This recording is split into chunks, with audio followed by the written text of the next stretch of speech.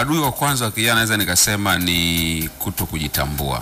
Kutokujitambua ni kutokujitambua na maanisha kujua kitu ambacho unacho na unaweza kukifanya. Kwa sababu unajua kuna social experiment walifanya, siku moja walimchukua tembo alafu wakamfunga kamba akiwa mdogo sana, alafu wakamfunga kwenye mti. Alafu baada wakamweka pale kwa miaka mingi sana. Kwa alikuwa anashindwa kuondoka. Baada ya muda fulani wakatoa ile kamba. Walivyotoa ile kamba, kilichoshangaza ni kwamba yule tembo alikuwa hawezi kwenda mbali zaidi ya pale ambapo alikuwa anazunguka siku zote. Ingawa alikuwa na uwezo wa kwenda, lakini kwa sababu ile kamba iliyokuwa bado ilibaki akilini mwake, ingawa mguu ilikuwa imeondolewa.